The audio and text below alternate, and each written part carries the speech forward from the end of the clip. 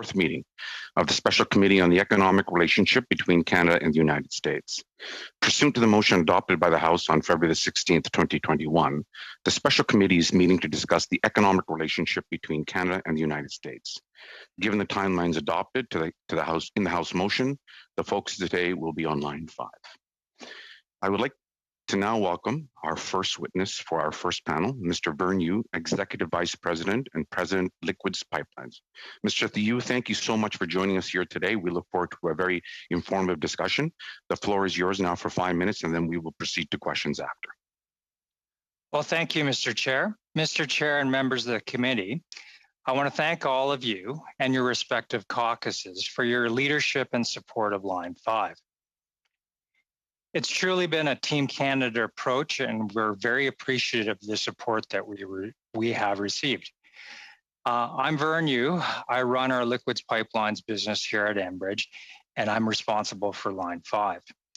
Enbridge is North America's largest energy delivery company. We deliver crude oil, natural gas, and renewable power. Last year, we announced a series of ESG performance goals, including a detailed plan to achieve net zero emissions by 2050. But I'm here today to talk about Line 5. Let me be very clear. Our goal has always been to resolve the current dispute on Line 5 through negotiation or mediation. We believe it's in the best interest of both Canada and the United States to keep the pipeline running while we build the Great Lakes Tunnel as fast as we can. The stakes could not be higher. Line 5 is not just a pipeline, it's an economic lifeline for both Canada and the US. A disruption would impede the energy that's needed to run our economies. It would cause energy shortages and significantly impact the price of gasoline, diesel, propane, jet fuel, plastics, and chemicals. Closure threatens thousands of good-paying jobs across both countries. Our roads, our railways, our seaways would see much greater environmental risks, with more trucks, more trains, and more tankers attempting to replace Line 5. Line 5 provides over 50% of the crude oil that's used in Ontario and Quebec. Line 5 feeds the Sarnia petrochemical complex, which plays a key role in providing propane and butane. The line also provides the feedstock for a very significant petrochemical industry in Montreal. In the US, the products moved on Line 5 heat homes and businesses, fuel vehicles and planes, and power industry. In fact, Line 5 supplies 55% of Michigan's propane needs. It also fuels the economies of Ohio, Wisconsin, Indiana, and Pennsylvania. So a disruption to the operation on Line 5 would hurt economies on both sides of the border.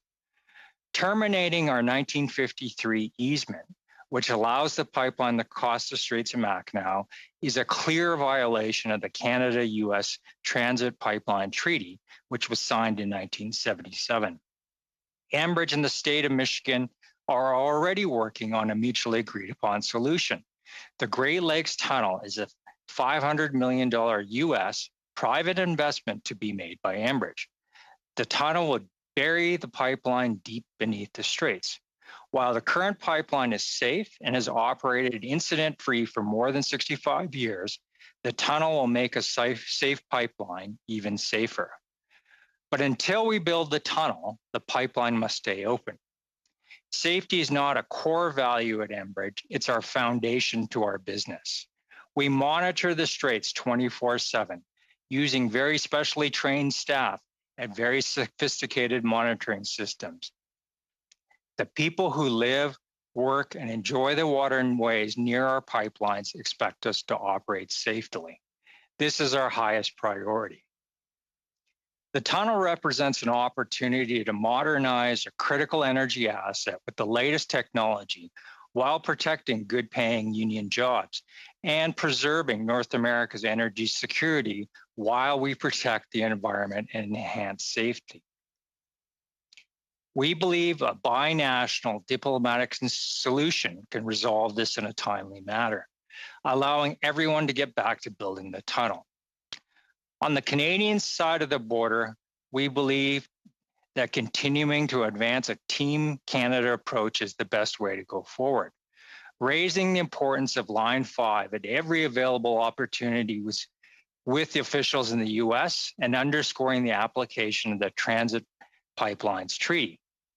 We also request the Government of Canada use every pathway to assert that Line 5 is important bi-national pipeline protected by the treaty, whose shutdown would have grave impacts for both the United States and Canada. Time is of the essence. We need to work together to ensure that both sides of the border continue to have safe, affordable, and a reliable supply of energy. Thank you for your leadership and your continued support on Line 5. Thank you, Mr. Yu. We'll now start the first round of questions. First person is Ms. Gladue for 6 minutes, please. Thank you, Chair, and thank you, Mr. Yu, for appearing today as the member for Sarnia-Lambton. Clearly, my riding will be impacted if Line 5 is shut down. We'll lose more than 20,000 jobs, and that's just in my community alone. So I heard you talk about the binational solution that you believe will help come to an answer here. With all of the different states involved, are you convinced that it's President Biden that will have the power to bring the governor into line, and that it's up to our Prime Minister to call for that?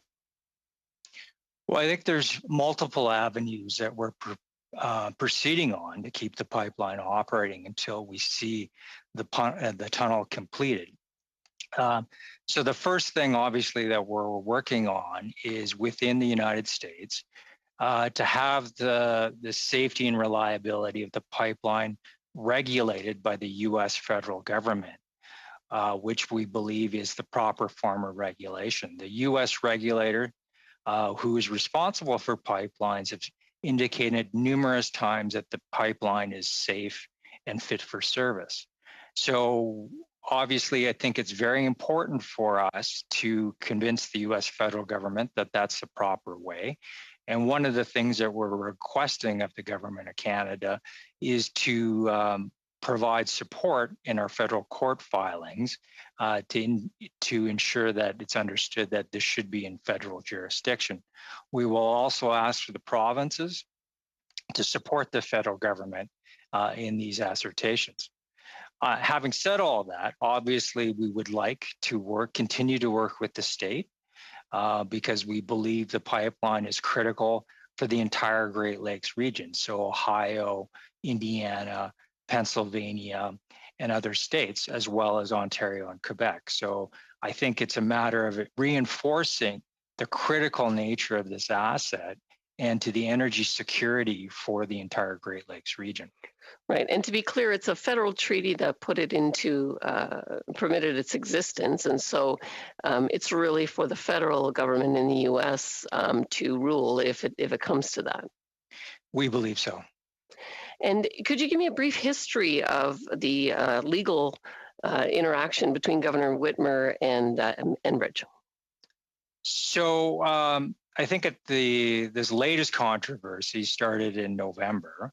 I believe it was on November 13th, where the governor filed in Michigan State Court that the state of Michigan believed we were in violation of the safety aspects covered by the 1953 easement, where in the 1953 easement, we have to take duty of care to ensure that the pipeline is operating reasonably. But to be clear, you said that in over 65 years, there's been no environmental impact, and I believe it's the That's EPA correct. and the federal safety and the state of Michigan that verify you as well every year. Is that true? Yeah, I think the state is claiming that we're in non-compliance of the easement. We have vigorously filed in U.S. federal court that we are in full compliance of the easement and in full compliance with the U.S. federal regulator, which is the Pipelines Hazardous Materials Safety Agency, PHMSA, that we are operating the pipeline safely and reliably. The pipeline has been in service for over 65 years with no incidents on the straits. So, And there's one thing that I did read from Ambassador Hillman, who's been trying to negotiate, and he was in discussions between Michigan and the governor, and he said his discussions have broken down. Can you shed any light on that? I believe Ambassador Hellman had tried to open a channel for dialogue with the governor. And I believe my understanding is the governor was not open to having any dialogue. And I know Minister O'Regan has been trying to get a meeting as well with Governor Whitmer unsuccessfully, but I think Catherine McKenna was able to get a meeting. Did you have any interaction to find out what the result of that meeting was? I have not heard about that particular meeting. All right. Do I still have some time, Chair? Good. Could you describe the impact to your customers and what they are telling you will happen if Line 5 goes down? So if Line 5 is shut down, our customers will lose about 50% of the crude oil that they need to run at their refineries. So that would be refineries in Michigan, in Ohio, in Ontario, Quebec, Pennsylvania, and Indiana. And what are the alternatives for them? In the near term, there are no immediate alternatives to replace 540,000 barrels a day of crude oil and natural gas liquids. In the longer term, you would have to build rail offloading facilities and truck offloading facilities in those states and provinces to replace the pipeline. Obviously, that takes time. You need to find a site, you need permits, and you have to build that infrastructure. Along with that, you would have to build new rail cars that are specially designed for crude oil or NGL. Those rail cars aren't available right now. And you would also have to build new trucks to carry all that crude and natural gas liquids to market. So a shutdown of Line 5 would cause an immediate shortage of energy in the region. It would drive prices up very significantly. And the replacement of that would be years away. Thank you, Ms. Gladue. We'll go now to Mr. Housefather for 6 minutes, please. Thank you very much. And Mr. Yu, thank you for being before the committee today. I want to say how strongly I feel that the Government of Canada and members of this committee have to do everything in our power with the Team Canada approach to keep Line 5 operational. So we are with you in this. I'd like to just get some things into the record of the committee. So I'd ask for some brief answers because there's some facts I want to make sure we have when we question future witnesses, if that's okay. Sure. So, Mr. Yu, Line 5 is 645 miles that runs from Wisconsin to Michigan's Upper Peninsula to the Lower Peninsula to Ontario. But the only area that is covered by the disputed easement is the 4-mile dual pipeline stretch running under the Straits of Mackinac. Is that correct? Yes. And the easement, as Ms. Gladue has said, has been in place since 1953, and there has never been any product released into the Straits of Mackinac. Is that correct? Yes. And would it be correct to say that the action taken by Michigan to terminate the easement was based purely on speculative fears and no concrete evidence of any product that ever was released? That is correct. And would it be correct to say that a study was done showing the dual structure pipeline has a risk of failure of less than 0.05% per year, less than 1 in 2,000 times? That is correct. And would it also be correct that since the easement was granted, the U.S. Congress adopted the Pipeline Safety Act, which is administered by PHMSA and should be responsible for safety standards for interstate and international pipelines such as this one? Yes. So, as such, to clarify, would it be Enbridge's position that the state of Michigan lacks authority to shut down this stretch of pipeline, as that would be a matter of exclusive federal authority? Absolutely. And in addition to what was already raised, I believe, and I think you would agree, sir, that there would be a significant constitutional question of jurisdiction under the Commerce and the Foreign Commerce Clause of the U.S. Constitution, correct? Yes. And so what Enbridge has done is you've gone to the federal court and you've asked for a declaratory judgment, correct? To say that until the Great Lakes Tunnel project is complete, Line 5 should be able to continue to run uninterrupted. Subject to the oversight of PHMSA. Exactly. So what is the status right now of that case? Where is that case in terms of filings? So the filing that the state made to the Michigan State Court is on hold right now, pending review at the U.S. Federal Court. The U.S. Federal Court is in the process of making a determination on jurisdiction, whether the arguments that we've made should be heard in federal court or in state court. The first hearing on that is scheduled for May 12th. Is it correct to say that a joint mediator has been appointed? That's something that I've heard.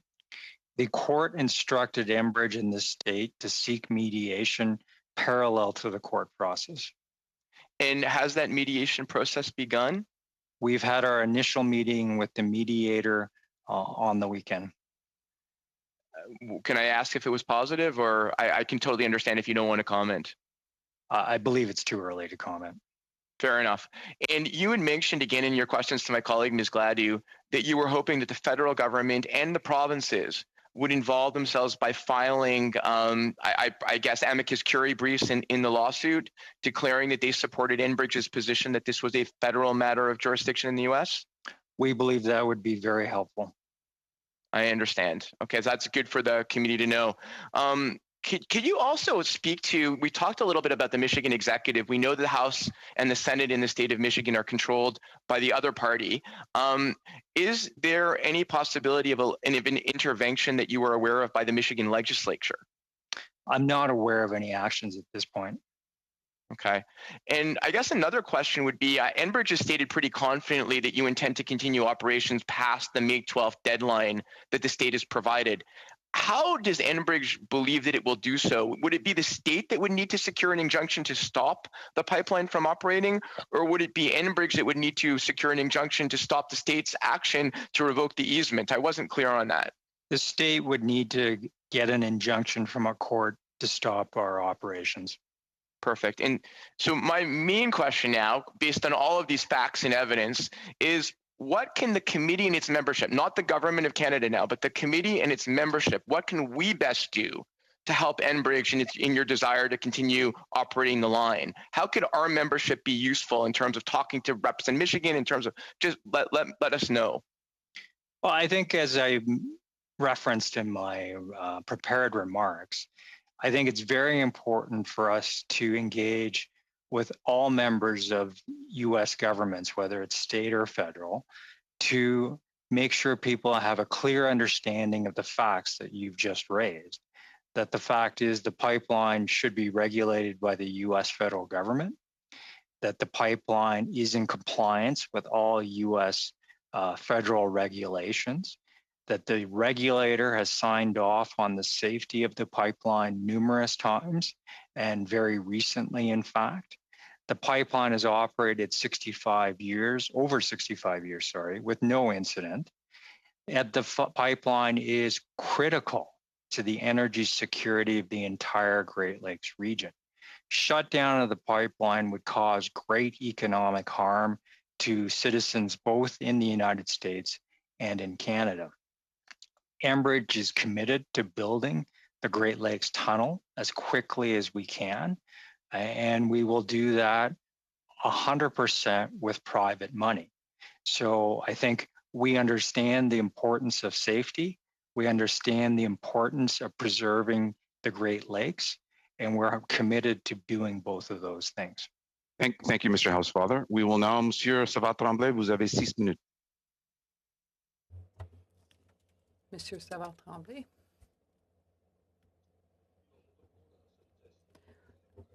Greetings to colleagues and to the chair, and I thank our witness for being here. I'd like to re-ask a question that I asked during previous hearings of this committee, because unfortunately we never got a clear answer to it.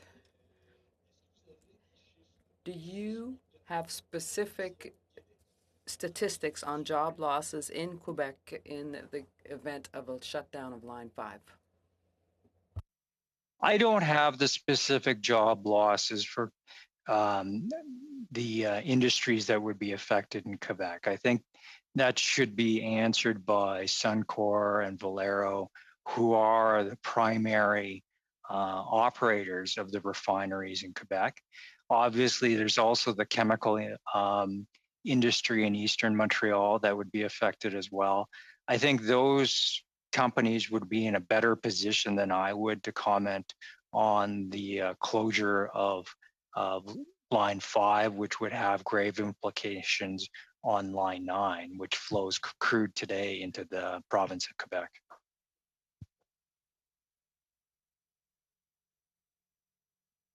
Permettez-vous, je vais vous questionner également. I would also like to ask you about line 3. We learned through the media recently that the construction costs for line 3 were rising. Costs were rising very quickly. The Canadian part has been built, as I understand it, but the American portion remains to be built. So why has there been such an increase in the construction costs? So line 3 is a replacement project of a pipeline that was built in the late 1960s. And in 2014, we got approval from the Canadian Energy Regulator and our customers to go ahead and replace that pipeline in Canada. And then we've just recently gotten approval from the state of Minnesota to replace that portion of the line in that state. So it's a $10 billion project on both sides of the border. It provides the latest technology and significantly enhances the safety and reliability of that pipeline. When we got approval to build the pipeline in Minnesota, that came with some very stringent environmental conditions on how we do that pipeline replacement. Those environmental conditions, coupled with the fact that we're building the pipeline in the winter as opposed to the summer, have caused the cost of that pipeline to go up relatively significantly. The costs were also impacted by the fact that there was about a 2-year delay in the regulatory process for multiple reasons in the state of Minnesota. And that obviously time cost money. So really 3 big factors to cause the about $1 billion cost increase for building roughly a 300-mile pipeline in the state of Minnesota. Winter construction, regulatory environmental oversight, and a 2-year delay.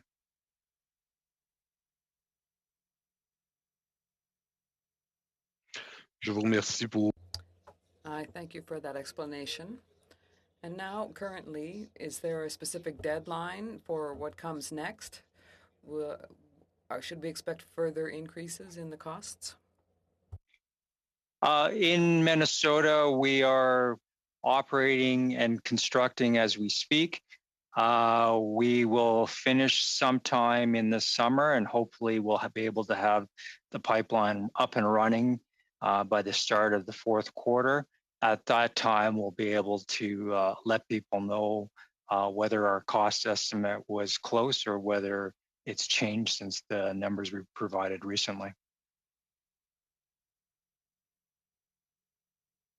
Merci. Thank you. So let's come back, unless the chair tells me that I have very little time left. You can give me a sign, Mr. Chair. You have 2 minutes. Okay. So in that case, let's get back to Michigan, if you will, and line 5. You said earlier to a colleague that the fears of the governor of Michigan were not founded. You carried out studies to prove that this was the case. And I presume, in fact, that these studies were communicated to the governor. So how is it that there's no progress here, that things remain blocked? If scientifically it's been demonstrated that there is no risk and there shouldn't be any fears about line 5. So we've done numerous studies on the safety of line 5. So has the U.S. pipeline regulator, PHMSA. The prior administration to Governor Whitmer, under Governor Schneider, had commissioned a third party to look at the safety of the line. That study confirmed the safety of the line as well. So we've done it, the U.S. federal government done it, and the prior state administration in Michigan has done it as well. So there's multiple studies that concur to the safety of the pipeline. Vous avez 15 secondes. You have 15 seconds. Okay, I won't have time to ask a question in 15 seconds. Thank you for your testimony. Thank you. Thank you, Mr. Savard-Tremblay. Yes, please. Thank you very much. I think what we've found already so far in this study is that there's pretty widespread agreement around the table that, whatever our positions around transitioning to a different kind of energy economy might be, suddenly shutting off a significant amount of the current supply is not going to go well, not just for the industry, but for all the people who work in that industry and for the people who depend on that product for their business and heating their homes and wherever else that product ultimately lands. And so this committee's been struck. We've been tasked, with reporting on this Line 5 issue on a very short timeline. But given the amount of agreement around the table so far in terms of what Canada's position should be, and given that it seems that is in fact the position of the government of Canada, I'm just wondering, it takes a lot of resources to have a committee and a study like this. Is there anything that the government of Canada, in your opinion, ought to be doing or commit to doing that it's not already doing? And is there anything that this committee ought to be doing or could do in order to impact a decision that is ultimately clearly within the jurisdiction of the United States at whatever level, whether that ends up being at the federal level or state level? Well, I think it's very important that the Canadian government, the provincial governments of Ontario, Quebec, Saskatchewan, and Alberta, make it very clear that Line 5 is a critical piece of energy infrastructure for Canada, for all the reasons we've talked about already. I think it's very important for the Canadian governments to make the US governments, both state and federal, understand that this is a very important bi-national issue, that the energy security of both states in the US Great Lakes region and Ontario and Quebec rely on this piece of energy infrastructure. That we need to find a diplomatic solution to resolve the differences that we have today with the state of Michigan. So I think it's very important, even though everyone seems to be in agreement about this, to continue to work this file as vigorously as we can. We need to make sure that we put our best foot forward at the federal court and that we continue to lobby all governments in the United States to have a dialogue to come up with a diplomatic solution to the problem that we face today. And as I say, I mean, that seems to be something that people on the Canadian side are pretty committed to. Are you concerned that there's any particular government that isn't undertaking to advocate in the ways you suggest? At this point, everyone is, and as I mentioned in my opening remarks, we're very thankful for the support that we have from Team Canada. I think it's very important that we don't take our foot off the gas. Okay. So in terms of things that the committee might be able to recommend above and beyond what has already been committed, are there any extant initiatives that provincial or the federal government might take from within Canada in order to try and arrive at an outcome that would see Line 5 continue to operate until a replacement pipeline is built? I think it's important to reiterate that we need to keep the diplomatic channels open. We need to file all the briefings we need to file in court. And we need to ensure that we let Canadians know that all of us collectively are looking after their best interests. So am I to understand then that the decision about whether or not this pipeline would continue to operate will come down to an application by the state of Michigan for an injunction? and it'll be a judge in Michigan that decides whether or not the pipeline would continue to operate or not? We believe that this will go through the U.S. federal courts. We believe there will be reviews at multiple levels at the U.S. federal court, and that this review will take many, many years. So I think it's essential that we try to come up with a mediated or negotiated diplomatic solution that takes us out of the hands of the court and provides a reasonable outcome for everyone involved. Okay. And I am curious if you might speak to what the role of Indigenous peoples on either side of the border are in this process. What kind of standing they have, and what kind of positions they've taken in respect of what Enbridge is asking for. So we have had in our history of operating the largest pipeline network in North America, both natural gas and crude oil, a proactive approach of engaging with Indigenous people. We want to make sure that we're aligned with them as we operate across their traditional lands.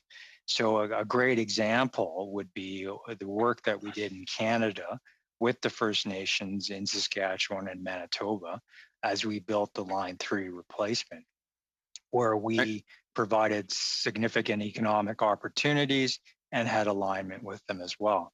That's also true in Minnesota as we're working through the Line 3 replacement there. We're engaging with the tribes in Michigan on the tunnel to provide economic opportunities for tribal businesses and tribal members to work with us as we build this new tunnel, which will make the safe pipeline that much safer. Thank you, Mr. Blakely. Thank you very much, everybody. We will now start the second round, and leading the second round will be Mr. Holback for 5 minutes, please. Well, thank you, Chair, and thank you, Mr. Yu. I really appreciate your stamina and giving us all this information, and thanks for your time. I just want to go look at alternatives, and one of the concerns I have is if they do win this court case, what does this look like? What are the precedents setting in regards to how it will impact other pipelines that go through other states? Do you see that possibly being a problem if they're allowed to do this? I think that's a very important issue for the U.S. federal government to look at, and why we think it's important for the U.S. federal government to weigh in on this particular challenge. The U.S. Pipeline Safety Act definitively says that the safety and operations of pipelines is a U.S. federal oversight, and it should not be each and every state along a pipeline right-of-way should have the ability to regulate interstate commerce and interstate transportation. So that's why we've taken our case to the U.S. federal court, because we believe the law says that pipelines are U.S. federally regulated entities, both for their safety and their means of being able to provide commerce for multiple states along the way. So it's fair to say that Canada's, Sarnia and that area's future is dependent on a U.S. court. Is that fair to say? That is a distinct possibility.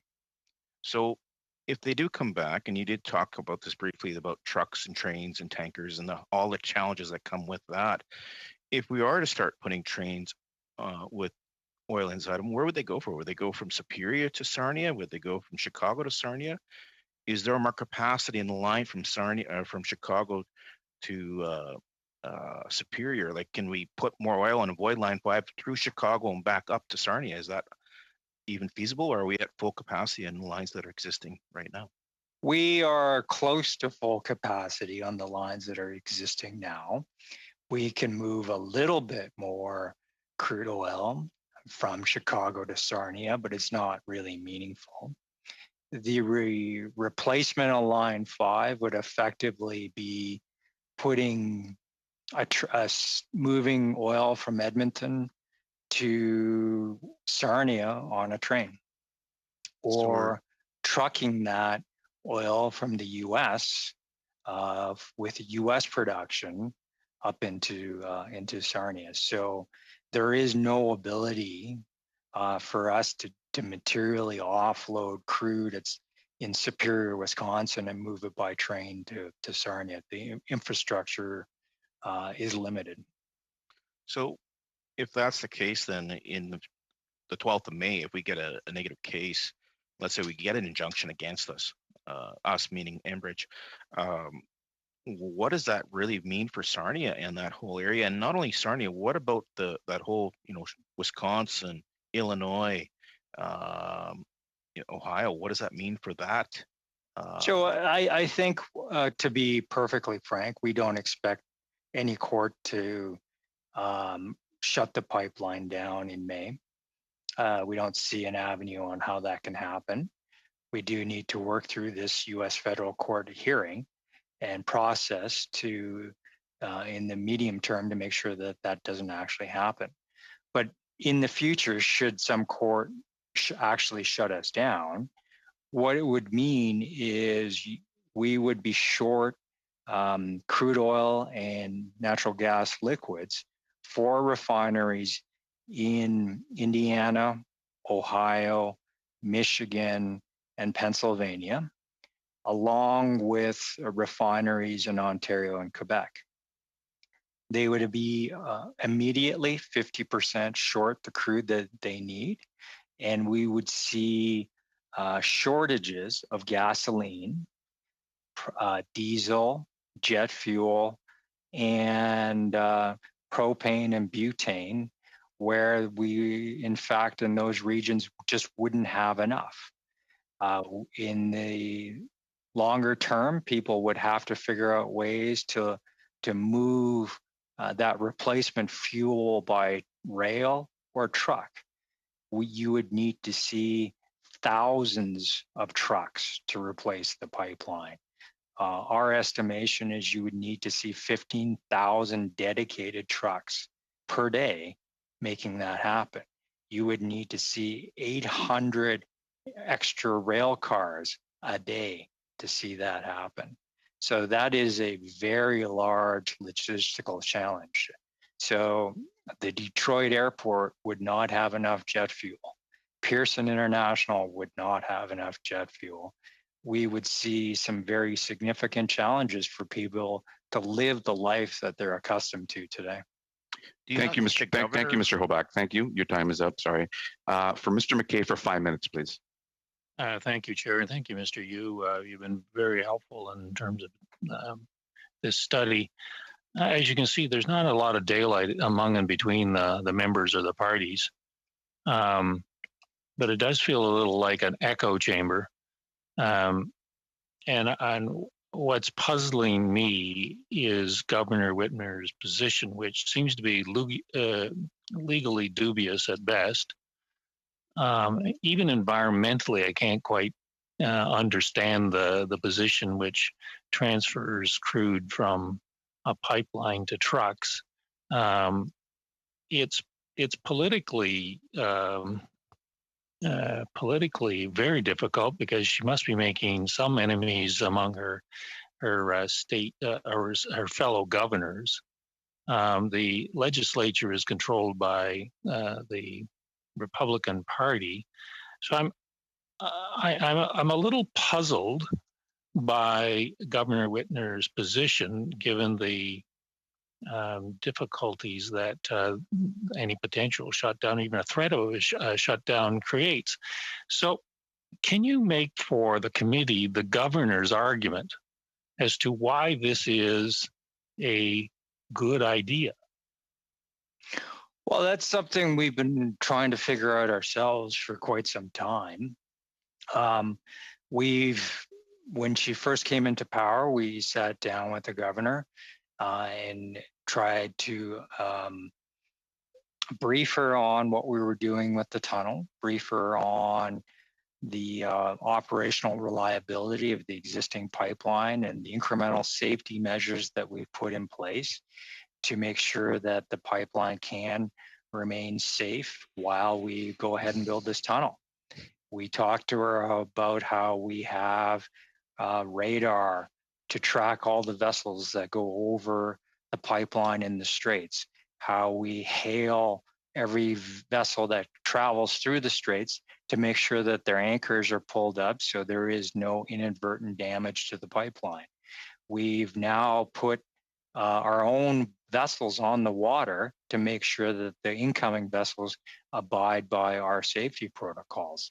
We have cameras and sophisticated other equipment that look at the pipeline 24/7 to ensure that we are absolutely safe. The pipeline can run at 600 pounds of pressure and we run it at 150 pounds of pressure. The pipeline's walls are almost an inch thick, which is 3 or 4 times the regular wall thickness of pipelines that we run. So this is the most scrutinized piece of pipe in North America. It has the highest safety standards of any pipe in North America. It's the most reviewed pipeline by federal safety regulators in North America. So we are abjectly confident that the pipeline is safe. So we're as perplexed as anyone on the governor's motivations. Michiganders themselves support the tunnel. Right. I think in our latest polling, 2/3 of Michiganders support the Great Lakes Tunnel. You said that you wanted to arrive at a reasonable outcome, and that's sounds very reasonable that you want to arrive at a reasonable income. But what's a reasonable income or outcome from your vantage point for the governor in a situation such as this?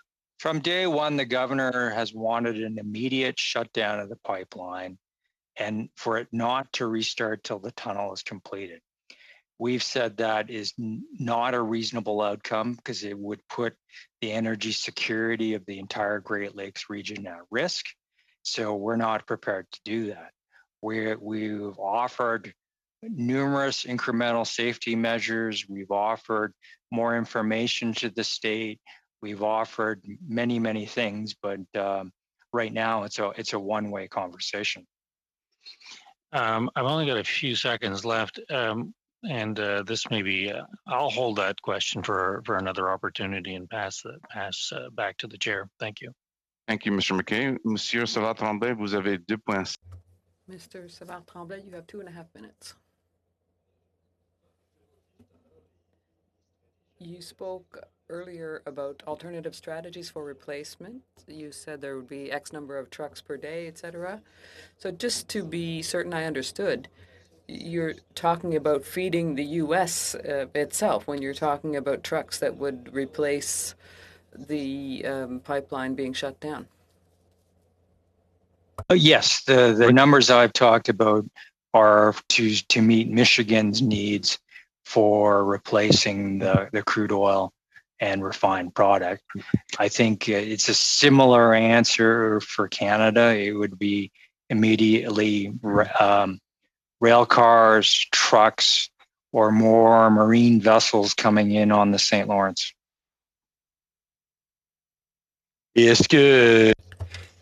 And have you done assessments and studies if we really had to turn to those alternatives? Those alternatives, as I mentioned at the outset, would take time. Those alternatives would require siting, permits, and construction. Those alternatives are less safe than a pipeline and much more costly than a pipeline. So over time, you can replace Line 5 and Line 9 into the province of Quebec, but it will be much more costly for consumers, and an immediate shutdown would obviously cause energy scarcity, as I mentioned in my prior remarks. Ontario is in a tougher position because it doesn't have water access to crude oil like Quebec. Ontario would be effectively like Michigan, where it would be rail and truck would have to take up the slack for the pipeline. Donc, il n'y a pas d'études. So there are no studies or assessments, tangible assessments that have been done regarding the replacements? We haven't done specific studies for Ontario and Quebec. we've been doing the studies for Michigan just because this issue has obviously been an item for us for many years in that state. Merci. Thank you, Mr. Savard-Tremblay. We'll go to Mr. Blakey for 2.5 minutes, please. Thank you very much. Obviously there was just a change in administration in the United States. It's not that long ago that occurred. I'm just wondering if there's been any change in tone or tenor around this issue from the federal government since the election, and how you think the change in administration might impact this case. The prior administration was very supportive of the pipeline.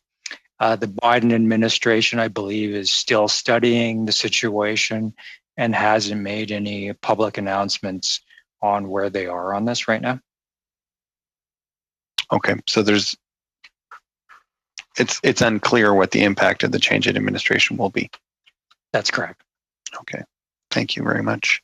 I am wondering the extent to which Enbridge thinks it may ultimately have to rely on the agreement between the government of Canada and the government of the United States concerning transit pipelines. And I don't think we've talked a lot about that so far today. Just wondering to what extent that is part of the strategy, and whether you think that will come into play, or if it's likely to be resolved before getting to that level, and whether you think it's something Canada should invoke if it's not resolved in some other fashion. We believe the pipeline transit treaty is a very strong lever for the Canadian federal government and the country of Canada. We think that a lever should be used as appropriate if we're not able to come up with a reasonable diplomatic solution to keep the pipeline running, as the infrastructure is obviously very critical to Canada. So I think that's a tool in the toolkit, and we'll have to make an assessment of what's the appropriate time to use that tool. Thank you very much. That's all for me, Mr. Chair. Thank you, Mr. Blakey. We will now go to Ms. Alice Lev for 5 minutes, please. Well, thank you very much. And thank you to our witness for an incredibly enlightening presentation. A lot has been said, so I'm hoping that we can just sort of bring it back to we've talked a lot about leverage. What exactly is Canada's leverage? Because what it feels like from the discourse we've had right now is that the majority of our future is in the U.S. Making a decision that is in the best interest of Canada, and there's not much that Canada can do other than to beg, plead, and make it clear, etc. So, have I got this right? I think the U.S. and Canada are each our largest trading partners, and trade between U.S. and Canada is critical to both of our economies. Energy is a significant component of that bilateral trade between Canada and the U.S. This particular pipeline serves markets in both Canada and the U.S. Equally? Approximately, yes.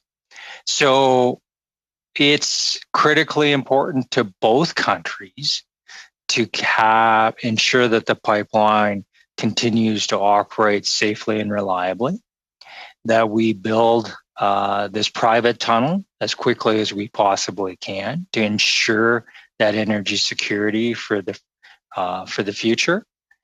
I think we don't want to create an energy crisis in Michigan, Ohio, Indiana, Pennsylvania, Ontario, and Quebec, just as we're getting through the economic crisis that COVID has created. So I think this is important, just as important to Americans as it is Canadians. But it doesn't appear to be to the governor of Michigan, and clearly I would think that she is not acting alone. And you mentioned that this has been an issue for many years and that you've placed a focus on Michigan. So if it's been an issue for many years, how did we arrive at this point? And what can we do differently now to diffuse and have it stop being an issue when, So again, that's it's a very bit of our easy, control? the answer is the Great Lakes Tunnel.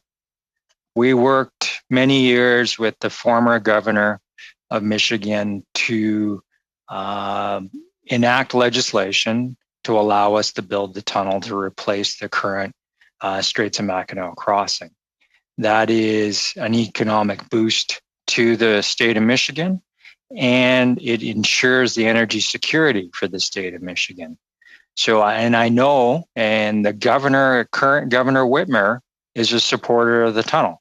So I think it's about getting the tunnel built as quickly as possible and removing this small environmental risk that she seems focused on. If I could, though, as a Canadian looking to have energy security and perhaps prevent any kind of future vulnerability from an energy security perspective, how does still having a dependency on a line that is outside of our country, how would you argue that that is actually the longer term best interest of Canada after we've watched vaccines and other things in a crisis that we don't look after ourselves had a detrimental impact on Canadians?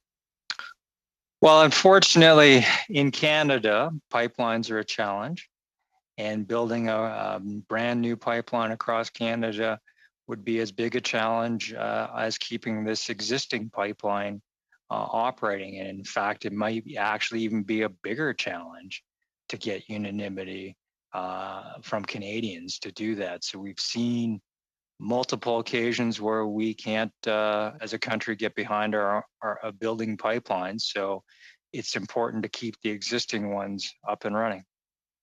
You have about 15 seconds, Ms. Ellison.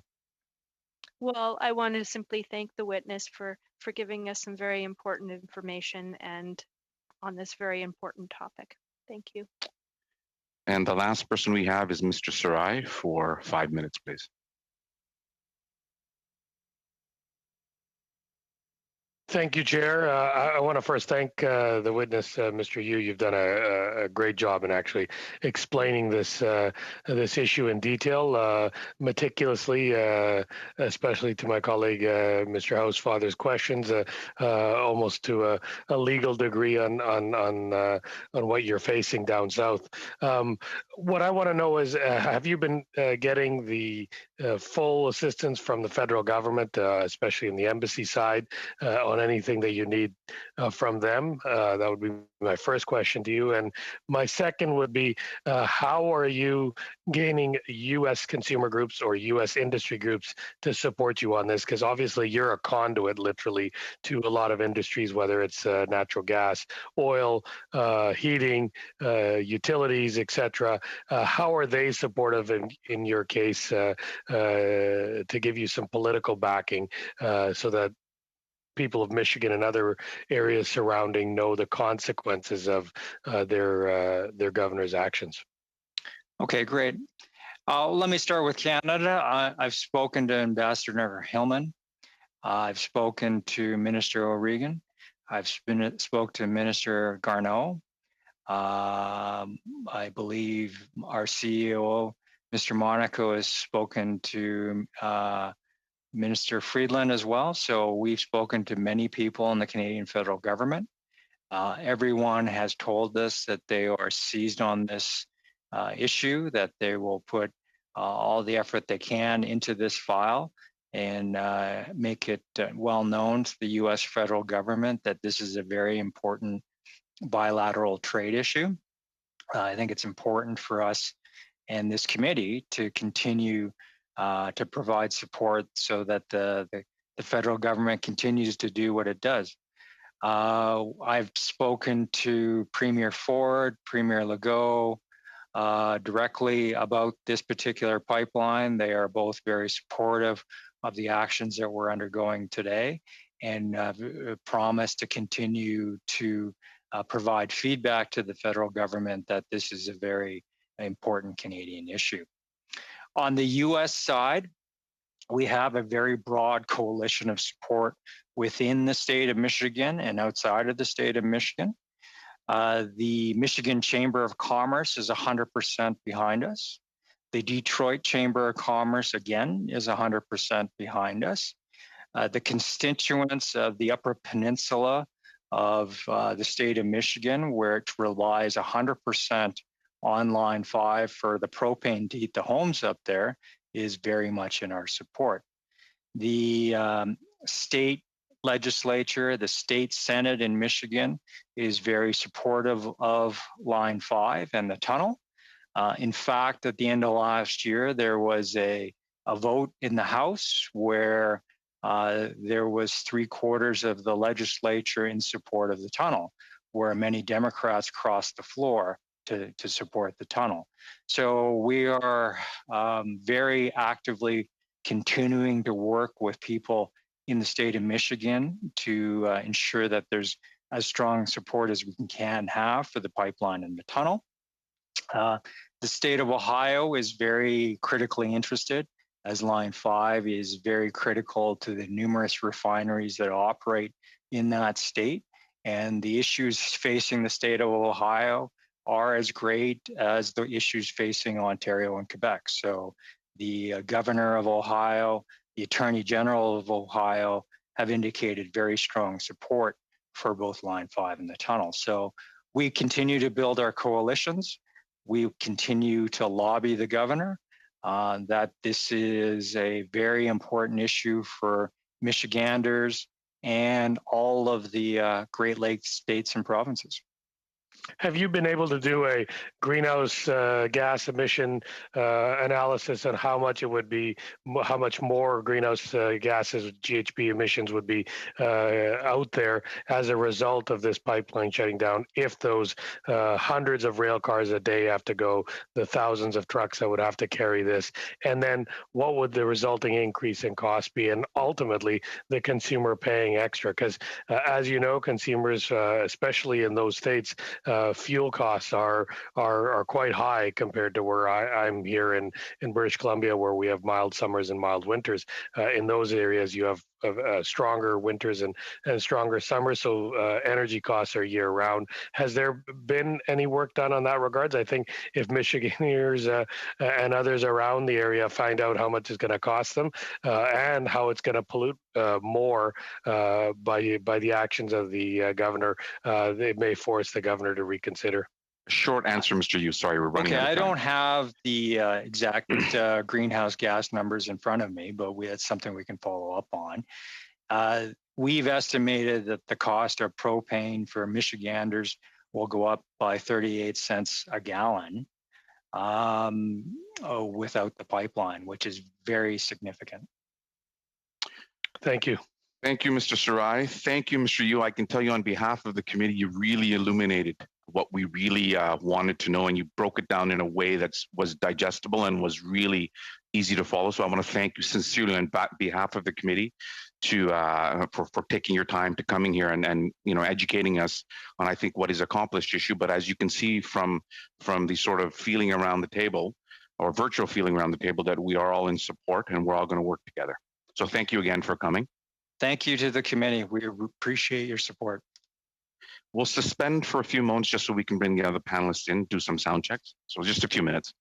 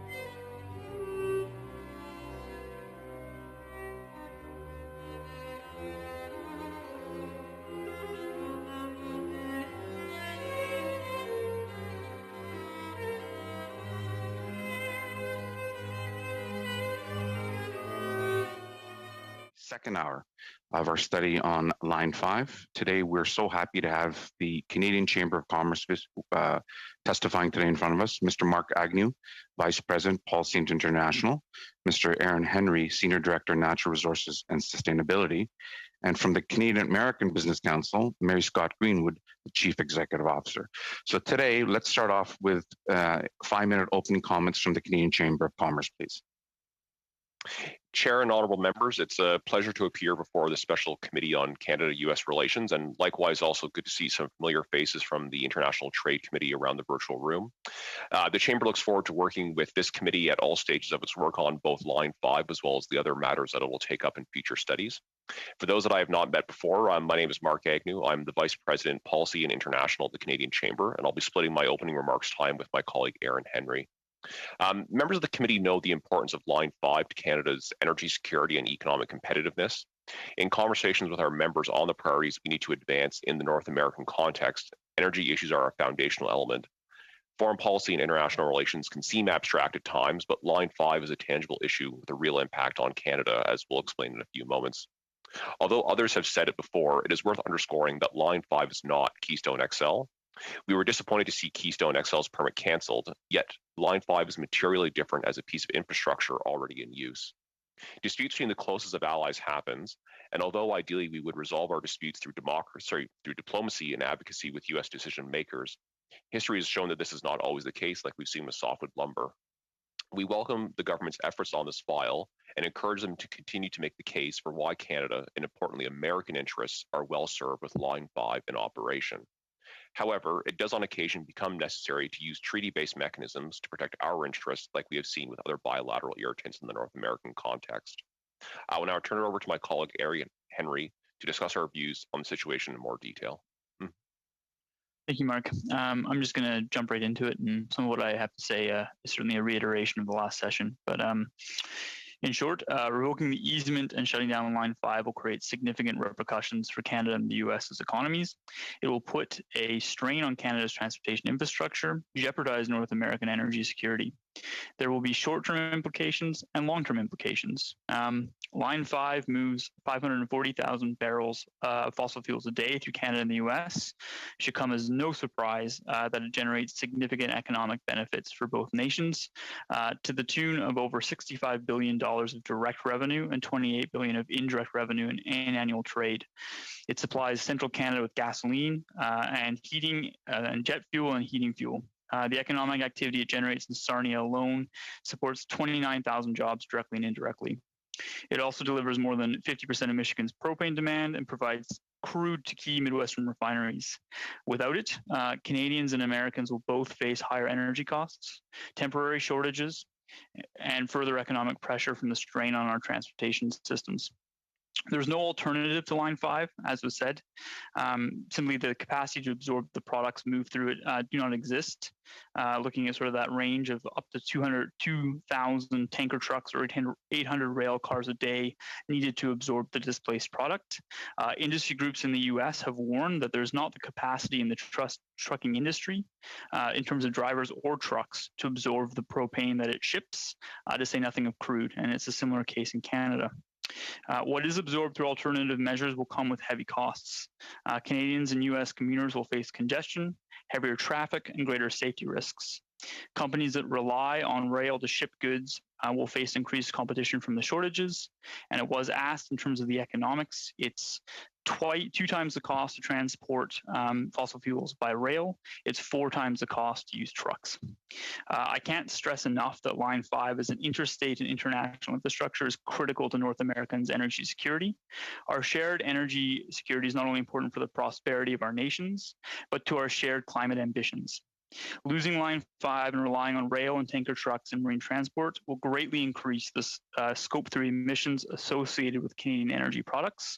By Scope 3 emissions, I'm referring to the additional emissions that will occur if oil and gas products are currently moved by Line 5 are moved by rail, tanker trucks, and ships instead. This will undermine the efforts of both our nations to advance our ambitious climate targets. It will also force Enbridge to adjust its detailed plan to achieve net zero. which includes using hydrogen and renewable natural gas products. These fuels can be blended in the future potentially with the natural gas products that move through Line 5 today. Today, Line 5 provides critical energy security for responsibly produced energy products. Tomorrow, it could play a role in scaling decarbonization amongst the businesses and retail customers it serves. The Team Canada effort and support behind Line 5 is what we need to continue. And we want to underscore that the future of Line 5 will shape North America's energy, economic, and climate future. We encourage the federal government to continue its bilateral engagement with the Biden administration to seek a swift and amicable resolution. The scope of the issue and its impacted parties make this a matter of federal negotiation.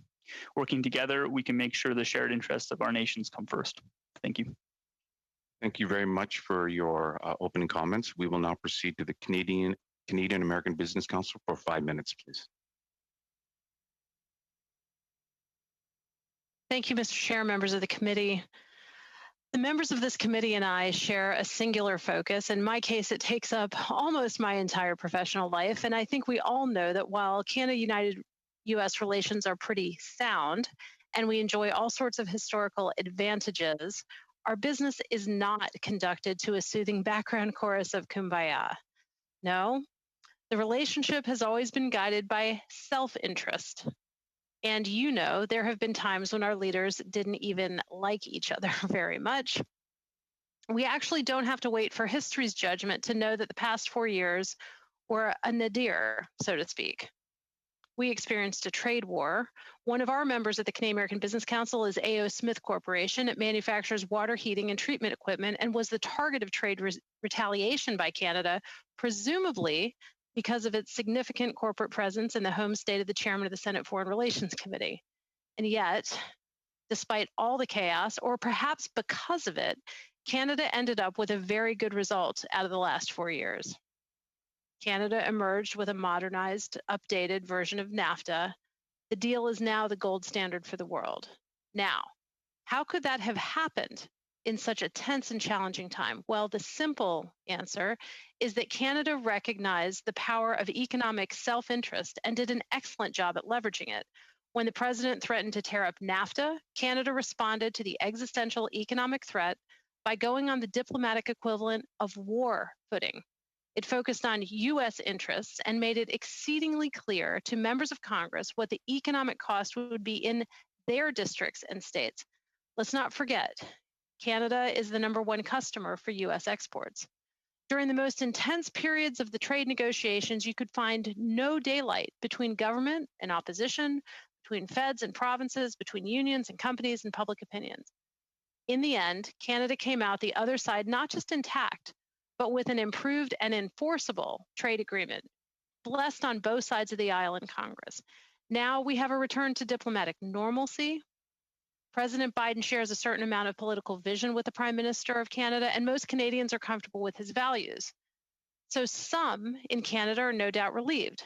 Maybe they think they can relax, or that the world is realigned on its axis, or that natural comedy can be relied upon to ensure that economic security and happiness occurs. That would be a mistake. Various statesmen have asserted that nations have no permanent friends, only interests. I do like to think that what Canada and the United States share is friendship, but there is something to that quote. One need look no further south than Lansing, Michigan right now. Last November, Michigan Governor Gretchen Whitmer announced that she was revoking the state's easement for Enbridge's continued safe operation of Line 5 pipeline across the state to Mackinac, as you know. And of course, on his first day in office, President Biden killed KXL. The difference, KXL was under construction and still a work in progress. Line 5, on the other hand, has been safely delivering millions of gallons of Canadian crude oil and natural gas liquids to American and Canadian refineries for nearly 70 years. I should pause here for a moment and make a disclosure. Enbridge is represented on the CABC board, and I do work for the government of Alberta in Washington. In any case, Line 5 supplies more than half the propane Michiganders, both in the upper and lower peninsulas, use to heat their homes and businesses each winter and to run their businesses throughout the year. The propane is also consumed throughout the region in Wisconsin and Ontario. The jet fuel loaded onto planes at Pearson Airport in Toronto, Trudeau Airport in Montreal, Detroit Metropolitan Airport, Pittsburgh International Airport comes from the crude that is transported through Line 5. So does a great deal of the gasoline sold at pumps in Ontario. Line 5 provides an essential service, period. Natural Resources Minister Seamus O'Regan has called its operation non-negotiable. But the fact is, Minister O'Regan has no jurisdiction in Michigan. Governor Whitmer has demanded that Line 5 be shut down by mid-May. Her attempted revocation of the easement and her attempt to shut down this pipeline is currently being argued by a U.S. federal court. To Governor Whitmer, this is about protecting the environment. And I think it's fair to say that is a priority for Canada too, and for the CABC. We and our members support carbon transition policy and the goal of reaching net zero by 2050. Canada and the United States are cooperating on multiple environmental initiatives, vehicle emissions, carbon capture and utilization, methane reduction, to name a few. And there will be an important Leaders Climate Summit hosted by the White House on April 22nd. But economic self-interest remains any nation's immovable object. We are still reliant on oil and natural gas, and the plain fact is that if Line 5 is closed down, Michiganders, Ohioans, Pennsylvanians, Ontarians, Quebecers will find some other way to import the hydrocarbons they need to fuel everyday life. More barges and tankers loaded with crude will appear on the Great Lakes. More trucks full of crude will enter our highways. As this committee knows, Line 5 and Enbridge is in a process of making it even safer. Governor Whitmer's own administration recently approved permits for Enbridge to route Line 5 through a concrete line subterranean tunnel it intends to bore under the lake bed. We should not let energy projects with regional and international economic importance become litmus tests for anyone's allegiance to protecting the environment. Actually, there is simply no safer way to transport crude than by pipeline. Meanwhile, Canada needs to keep thinking in war footing mode. Yes, even in the Biden era, and not just to protect Line 5. We need regulatory harmonization if we are going to have the most effective economic rebound. We need to reopen the border as soon as vaccines make it safe to do so. We need agreements to collaborate on PPE manufacturing and vaccine distribution. Rather than competing, we have to cooperate. That's what's in the economic interests of our citizens. Canada and the US are at our best when we are arm in arm. We cannot allow ourselves to be lulled into suddenly thinking everything will be fine. Governor Whitmer has provided a wake-up call. Thank you very much. Thank you very much for your comments. We'll go straight to questions. Mr. Lewis, for 6 minutes, please. Thank you very much, Mr. Chair. Thank you very much to the witnesses. Fantastic remarks. I'm gonna have both of my questions, and if I get to 3, that's great. But if I have 2 specifically, and the reason I want that is I would like both witnesses, please, to respond. So the witness in the last panel spoke about it's very much a one-way conversation. So Michigan does all the talking, and apparently Ontario and Canada have to do all the listening, which I find very, very interesting. That it's not more of a bilateral approach to this. As we all know, both economies rely so strongly on each other.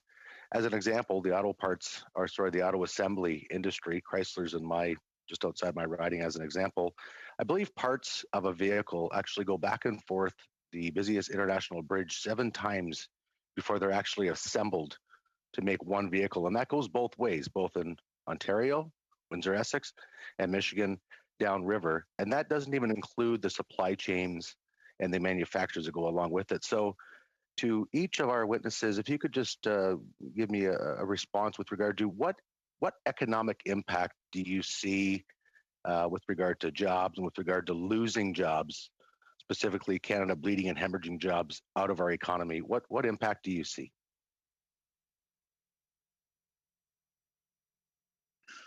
Thank you so much for the question. I'm happy to jump in first, unless Ms. Greenwood would like to respond. Okay. I think the way that this would sort of play out is that there would be sort of both an immediate impact and a longer term impact. And the immediate impact comes down to the fact that at the moment, we only have 14 refineries in Canada that are capable of making gasoline. And altogether, 5 of those are impacted either within Line 5 or Line 9 within Quebec.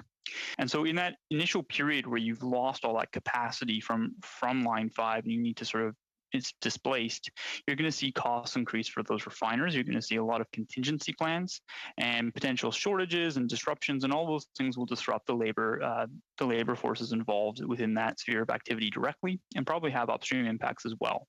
I think eventually, if we were in that sort of dire state situation, a new supply chain would stabilize, but then you're going to see knock-on effects, and you're going to find that the costs for fuel have gone up, the cost for jet fuel is up, the cost for heating homes in most of Quebec have all gone up, and all those things are going to have these knock-on impacts. And so it's sort of an initial disruption followed by what can maybe be called kind of a slow bleed.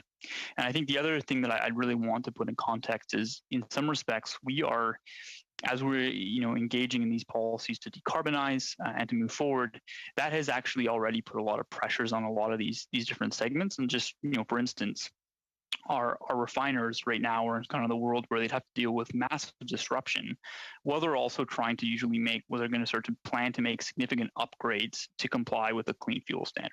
And so you're going to see a lot of capital that's required for all those steps. And so if you take away that energy security at a critical moment, you're going to find that it does carry impacts. And then you'll find those impacts also go throughout the entire value chain that Line 5 and Line 9 ultimately produce. And so that will be a long-term impact.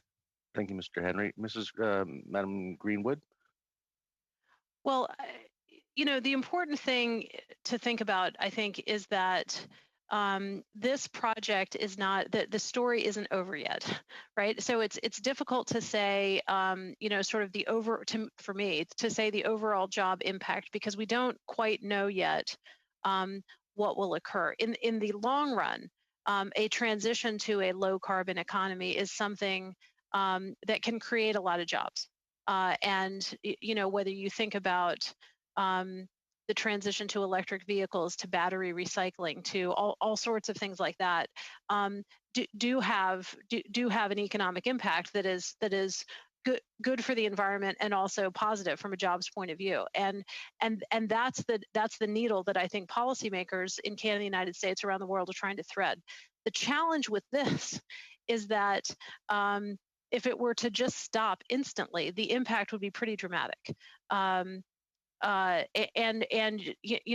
People would make adjustments, but it would be pretty difficult if you were able to, if the governor, for example, were able to just turn off a pipeline. That's not how our infrastructure really works. And so we do have a system where this is being challenged in the courts. The courts are going to say whether or not a single jurisdiction has the ability to thwart an interstate international infrastructure project. Thank you, Mrs. Greenwood. Thank you. I do have one more question. Mr. Chair, how much time is left, please? You have 1 minute. Thank you very much, Mr. Chair. I'm sorry to cut you off, Ms. Greenwood. Very important point now. So our last presenter spoke of, and I believe you did as well, 54,000 barrels would have to go by rail car, ship, and or truck. The last presenter, witness, I should say, I'm sorry, mentioned upwards of 15,000 trucks a day. I think Mr. Green, you had, or Mr. Henry, sorry, you had mentioned some 2,000. One more truck on the busiest international bridge is not only going to interrupt production. Appel au règlement, Monsieur le Point of order, please. There hasn't been any interpretation for at least 1 or 2 minutes at this point.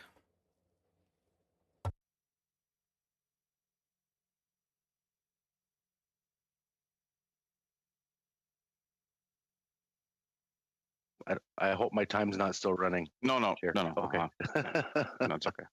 Thank you. Mr. Chair, it appears to be working. Okay, carry on. Thank you very much. I will be brief. So it's not only going to affect production and manufacturing and the supply chain, it's also going to affect very much our nurses, our doctors, our business folks that are trying to get across the border. It's going to completely congest the transportation at the busiest international border crossing. To Mr. Henry, sir, do you have any comments on that? Yes, absolutely. And so it's 540,000 barrels per day. It's an incredible amount in volume, and as that the capacity is not there.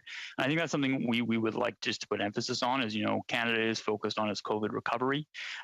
We still have uncertainty at that border, and if you were to sort of put this in place, the needs to serve Michigan alone on its propane would create significant bottlenecks from the Superior terminal.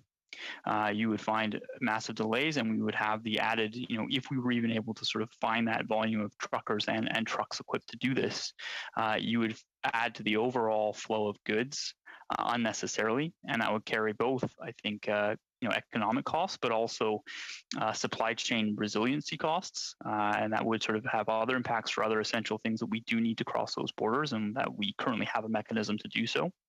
And the other impact, of course, is overall transportation resiliency. And so there's a yet to be calculated cost of what would happen to potential risks of spills, but also just the sheer amount of volume of traffic on the road, especially not only serving into the U.S. across the border, but also moving products to the Sarnia hub and then into Quebec. And those are all impacts that hit commuters, they hit other industries, and so it will be a significant cost. Thank you, Thank you, Mr. Lewis. Thank you, Chair. No problem. And next we'll go to Madam Van Diem for 6 minutes, please. Thank you very much, Mr. Chair, and thank you to our witnesses. It's nice to see some familiar faces. Just before this esteemed panel, we had the pleasure of hearing from Enbridge, and during the testimony, we heard that there were very productive conversations between Enbridge and Premier Ford and Enbridge and Premier Legault, and that both premiers were very supportive of the project and of course of Line 5. We heard similar things regarding the conversations between Enbridge and Minister Freeland, Minister Garneau, Minister O'Regan, and other high-level officials from our government, and certainly the support of our government for keeping Line 5 in operation. What we also heard from Enbridge, and I am quoting here, is that they are looking and are very hopeful for a mediated, negotiated, diplomatic solution that takes this out of the hands of the court. And I was wondering if I could have the comments in particular of Ms. Greenwood, and the question really relates to, because in addition, of course, to all of these government officials working hard on this case, we also know that the Detroit Chamber of Commerce and the Michigan Chamber of Commerce is also very much supportive of keeping Line 5 open. And so my question is, how can you as a Chamber of Commerce work hand in glove with American chambers of commerce in order to achieve a successful negotiated diplomatic solution between our two countries? Thank you so much for the question, and it's good to see you as well. I think the way we can be the most helpful at the Canadian American Business Council is to broaden the conversation outside of Michigan. So there is great awareness, as you point out, in Canada, in Ontario, and Quebec in particular, in Alberta, of course. There is awareness in Michigan about the pipeline and the current challenges, but there isn't as much awareness in Ohio and Indiana, Western Pennsylvania, other places in the United States that would feel an immediate impact if the pipeline were shut down kind of overnight. And so I think having the conversation outside of Michigan or in addition to Michigan is important. And I also think having the conversation in the context of a very serious commitment to protecting the Great Lakes, to safeguarding the environment, and so that people understand that this isn't this is an effort to actually further protect the Straits of Mackinac and not to roll it backwards. It's not an old, economy versus environment kind of dialogue anymore. Thank you very much, Mrs. Greenwood. I'm not sure if Mr. Agnew, you had anything that you wanted to add to that particular point. If not, I have several other questions. Well, just to come in really briefly on that, I think there's sort of two ways that it's beneficial to work with chambers in the U.S. One being the information sharing and getting their insights to both inform the work that we're doing and have the intelligence that we can pass down to our members. And then I think likewise, we can equip them and arm them with the facts of the matter and the Canadian perspective to have them be our advocates on the ground, because certainly an American advocate has a lot more resonance with an American decision maker. Mm-hmm. Very interesting. Thank you for that. And Mr. Agnew, and I believe it was Mr. Henry that mentioned these statistics: 800 rail cars per day, or 2,000 tanker trucks, per day, was cited by Mr. Henry as a possible alternative should Line 5 no longer be operational. There was also some references to statistics involving the increased cost. I wonder if you can table that information wherever you're able to get those statistics from with the committee. Would that be possible, Mr. Henry? Yes, I'm happy to do that after the discussion. And in your opinion, given this information, would that have an impact on passenger rail, for example, or can you expand a little bit on collateral damage? So I don't believe there'd be necessarily a direct impact, say, for the cost of passenger rail, but there would certainly be more traffic on the lines, and that can create delays and other impacts. I think really what we're doing, if this were to come to pass and you cease using Line 5 and you put in these alternative methods, you're just moving from a very, very low risk and very, very cost effective and low emission means of moving a product to one that carries a lot more consequences. Yes. Right. We have heard that before, and of course, I think you understand how certainly I feel and various members feel about the importance of meeting our emissions targets, and it was something you mentioned in your opening statement. If you do have any emissions approximations under the alternative scenario that you described, we would be very interested in hearing about that as well in the documentation you'll file with the committee. Perhaps one last question, Mr. Chair, if I have time. To Mrs. Greenwood. 30 seconds, please. Mrs. Greenwood, you mentioned the importance of the CUSMA, and of course, I couldn't agree with you more. This new modernized NAFTA was really the result of a huge effort right across the country that very much involved you and your association. Are there any lessons learned from that experience that you feel that we can use effectively in this scenario, other than the ones that we've already discussed? Thanks very much. I think in the time we have, keep it up. Don't assume that it was over, that the crisis is over and we can now just kind of move forward. We need to have that kind of an effort applied to the Canada-U.S. relationship to maximize the opportunity for collaboration and minimize the disagreements. Thank you, Madame Bendaim. We will now go to Monsieur Savard-Tremblay. Vous avez 6 minutes. Monsieur Savard-Tremblay, you have 6 minutes, please. Thank you. I'd like to thank the witnesses for being here. And I would like to know, given that you represent certain businesses or groups of businesses, what are we preparing ourselves for on the business front? Are we bracing ourselves or preparing with optimism as regards the pipeline, or are we just trying to imagine a plan B?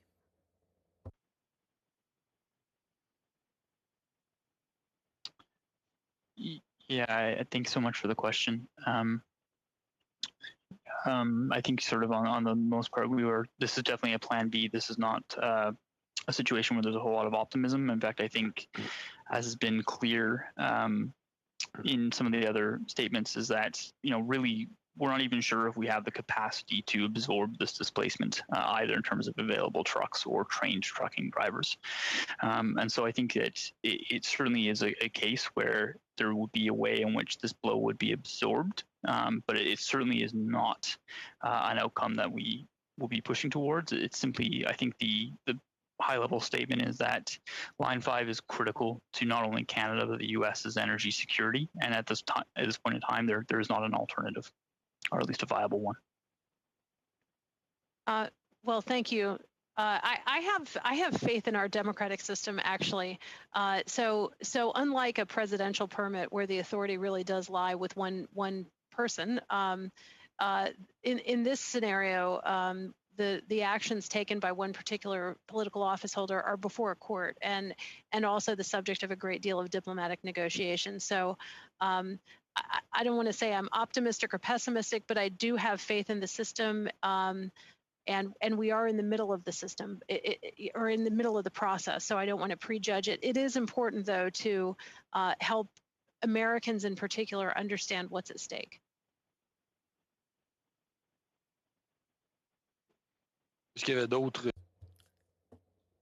Are no further comments? Okay. Well, what I understood from the first presentation is that we're thinking that we don't even know if an alternative is something that we can possibly organize, and if the pipeline doesn't survive, it's true that the dialogue and the legal arguments are different from what's happening now. I mean, what will happen? Do you think that there will be a shutdown? Do you think it will be a failure? I'm surprised to see that this is just being looked at as a disaster if it happens, without us thinking too much about what we can do instead. Well, I mean, I think you're right. You know, if the pipeline were shut down in Michigan alone, they would have a 756,000 gallon a day propane shortage. So there is a massive immediate impact. I'm hopeful that we don't get to that point, but you're right. We have to look at all of the different scenarios given where we are in this process. Yeah, just to maybe dovetail those comments, I would say that I agree that I think if the pipeline were to be shut down, the consequences are pretty significant. But I would also agree with Mrs. Greenwood's comment that I think when we look at this situation overall and where the conversation is at and the actions that have been taken by Canada so far, I think we're still in a good place to continue up that pressure. And I would also, as was mentioned towards the tail end of the last conversation, reiterate that if in the event that this cannot be resolved amicably and through diplomatic channels outside of court, there is the 1977 Pipeline Transit Treaty is on Canada's side. And that is not the measure to start with, but it could certainly be the measure to finish with if it came to that.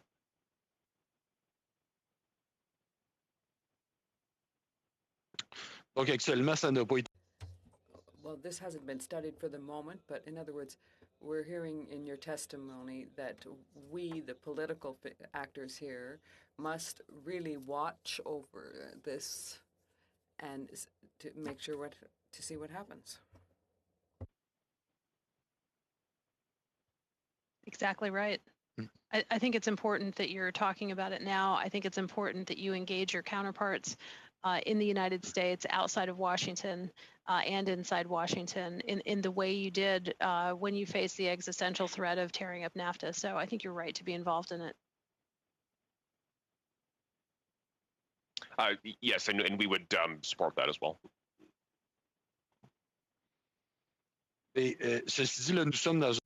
Now, having said that, how much time do I have left, Mr. Chairman? 30 seconds. Okay, because currently we're in a situation where the authority in question, that is to say the governor of Michigan, feels that the evidence submitted by Enbridge are not calming her fears and concerns. Now, that surprises me greatly because there is some scientific research and reality behind this that's supporting this and in what Enbridge has submitted and responded. So in your opinion, have the answers been satisfactory? Because according to American authorities, or Michigan authorities at any rate, they have not been.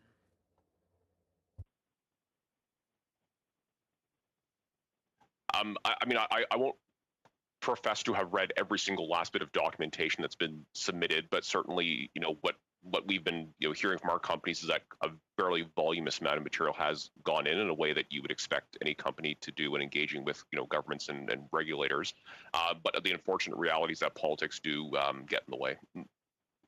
Yeah, I would just quickly follow that up and say, for the most part, from what we've seen, Enbridge has gone above and beyond to ensure that they can meet the governor's concerns. It does not, and that includes going beyond simply the proposed tunnel project to encase the pipe. It's also the Guardian asset system that they've utilized is state of the art. It actually is designed specifically to defend against the number one risk for the Mackinac Strait, which is an anchor drop through basically a communication system with all commercial vessels that maps out the pipeline beneath the straits. And so I think, I would agree with my colleague. It's ultimately we're at the point of politics on this rather than the materiality. Merci, Monsieur Sartre. Thank you, Mr. Savard-Tremblay. Thank you very much. Thank you for 6 minutes, please. Thank you very much, Mr. Chair. And I'd like to pivot away from the particular Line 5 issue and just ask a little bit about what your organizations see as the opportunities with the new administration. I think there's the opportunity for a far more united front against climate change, and that there's a lot of economic opportunity that can come from that, both to help our two respective countries lower our carbon footprint, but also to generate a lot of employment and new business doing that. So I'm wondering if you might like to take it in turns to speak a little bit to what some of the opportunities your membership is contemplating, and what kind of what kinds of public policy might encourage better collaboration and better results in respect of reducing our carbon footprints. Sure. Well, I can start with that. Thank you for the question. One example of where Canada and the United States can really advance the conversation on climate is through innovation. And so you look at innovation just to give you one example, it's not just about carbon capture and storage anymore, it's about carbon capture and utilization, right? So if you can actually capture carbon at the point of emission and turn it into something that you then utilize.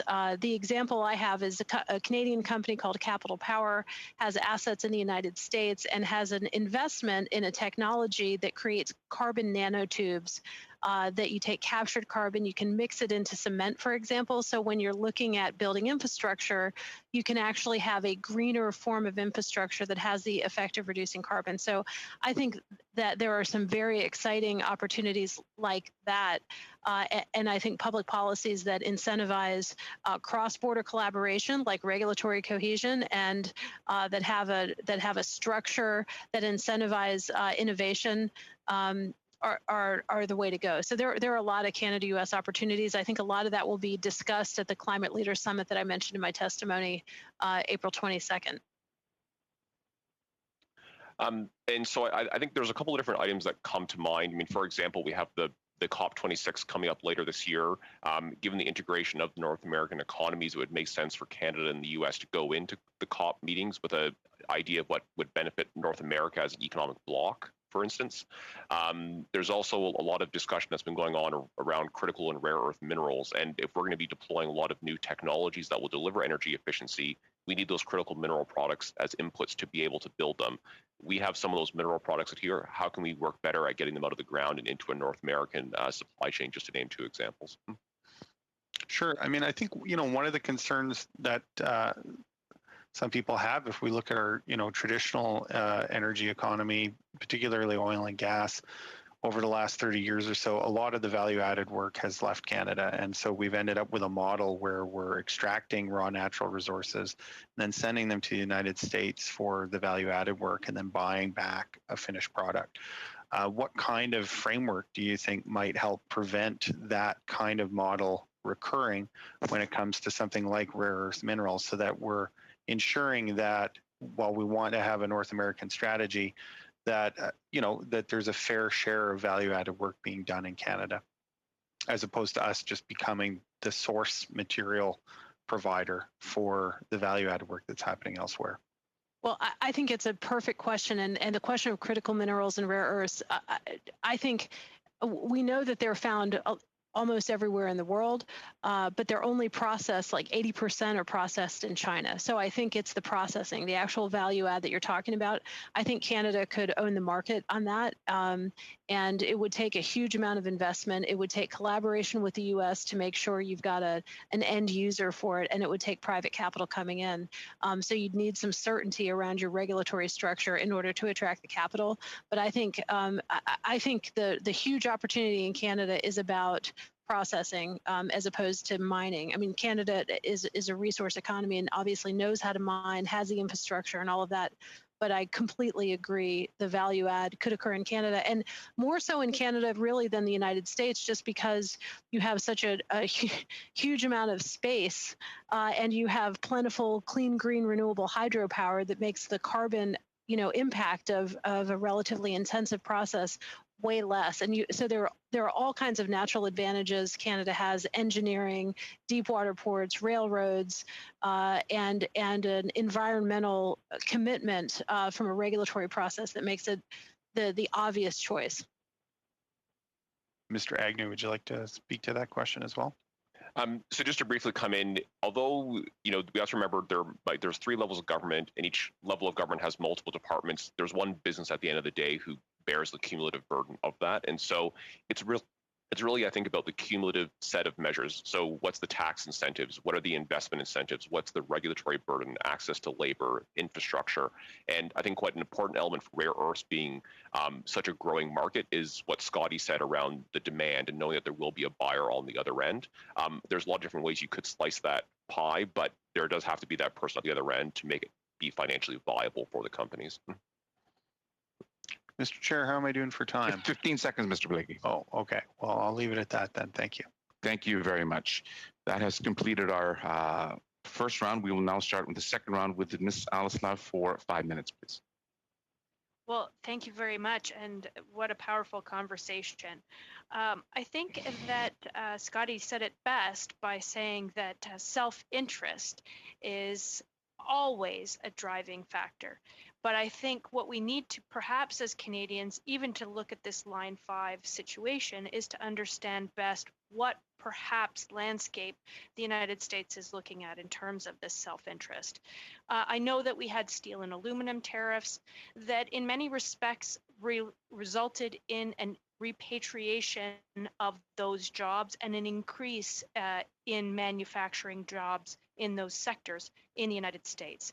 We've also seen the Defense Production Act recently enacted, where self-sufficiency around vaccines and PPE and what gets shipped out of the United States has been somewhat constrained. So should we be looking at Line 5 in a similar way? Is this perhaps the beginning of a longer trend as the US becomes more self-sufficient and able to produce more in oil and gas to be able to repatriate that and be more self-sufficient on this front? So Aaron may want to come in after me with a bit more detail, but one of the things that we've been looking at that we would encourage the government to do, and hopefully the committee can reflect this in its reports, are the Biden administration earlier, I guess it was last month, had an executive order on supply chain reviews, and energy was one of the sectors identified in that.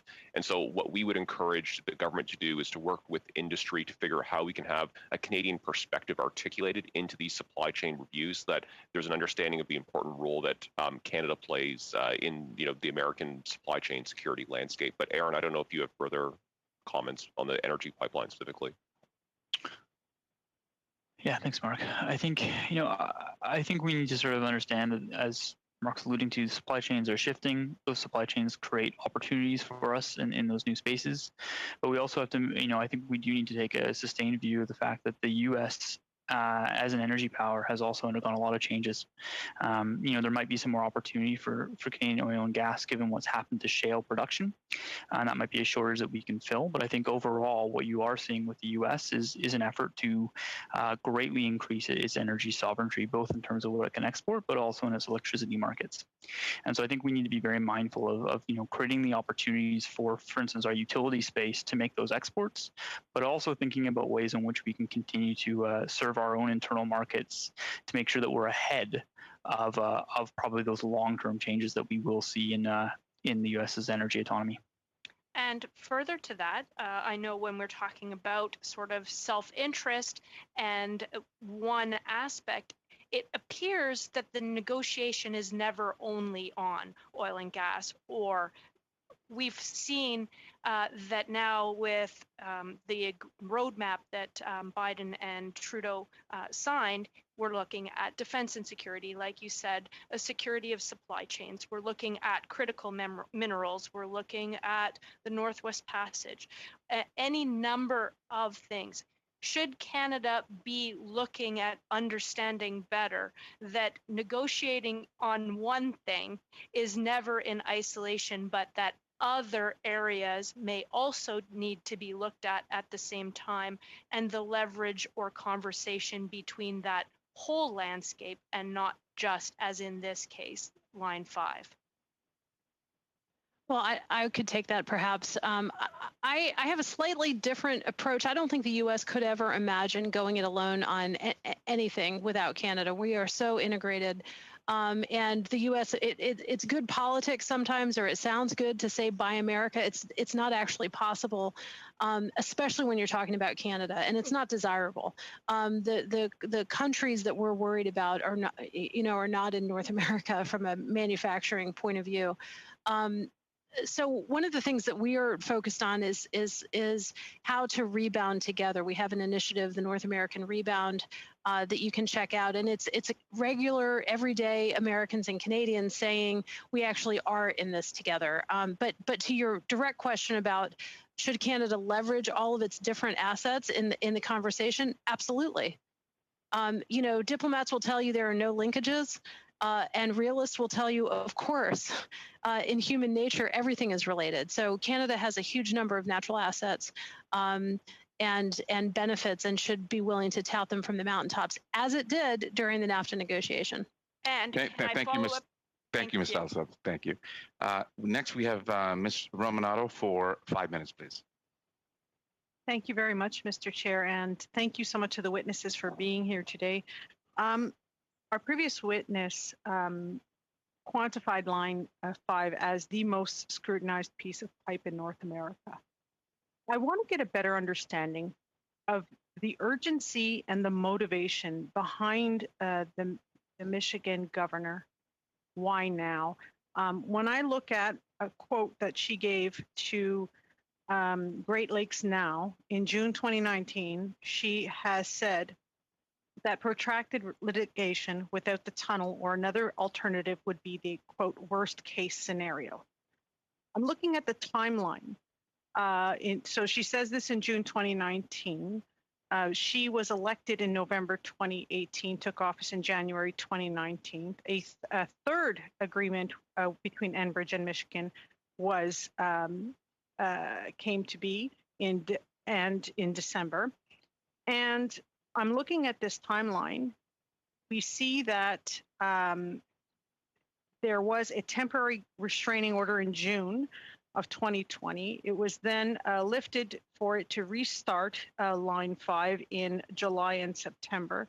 And then November 7th, media calls the election for President Biden, and 6 days later, the governor issues the order for appeasement.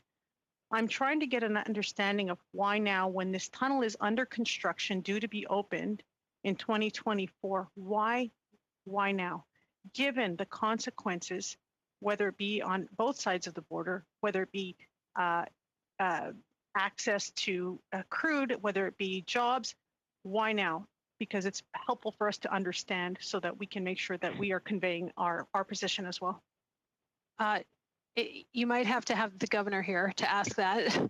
But what I would point out that's important is at the same time that she called for the pipeline easement to be ended, her government approved the process for the tunnel.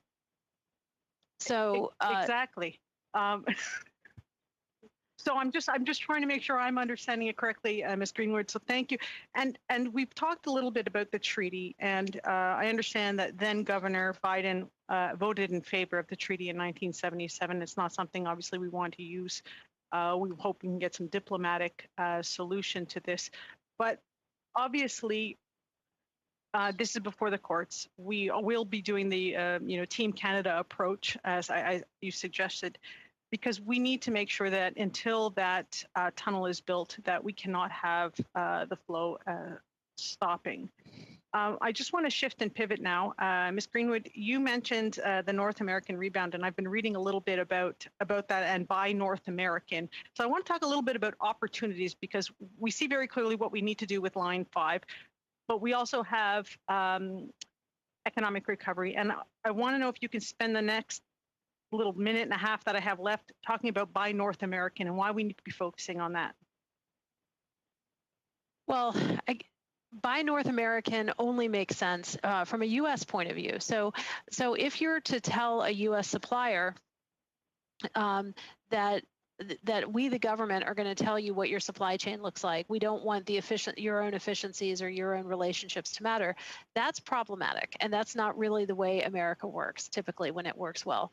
So we know that Buy North American or Buy Buy Canada US works in the defense sector. We've had the Defense Production Sharing Agreement since the 1960s, so that Canadian defense companies can bid on Pentagon projects as if they were American. So we have a good template for it. We also have all of those industries and sectors that get tariff-free access to the United States because of NAFTA. So when you're talking about Buy American, what we're really talking about is government procurement really coming out of the stimulus that's about to happen, and you don't want to make that more expensive. So I think a Canadian waiver like we got in 2009, like we got during the last year, during the pandemic on PPE, there was a Canadian waiver, not well publicized, but in fact happened in the Federal Emergency Management Act regulation.